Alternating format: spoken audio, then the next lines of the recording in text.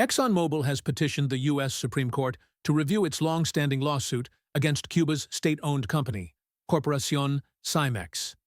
At the center of the case are assets seized by the Cuban government during the 1960s nationalizations. Property ExxonMobil claims was unlawfully confiscated under the Helms-Burton Act. This U.S. law allows American nationals to seek compensation for property expropriated by the Cuban government without restitution.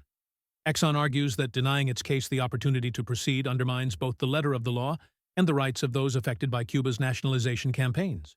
The case, now in its sixth year, has reached a critical point.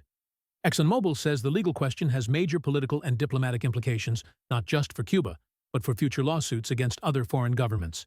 Supporters argue that allowing the current decision to stand would effectively shut the door on hundreds of similar claims.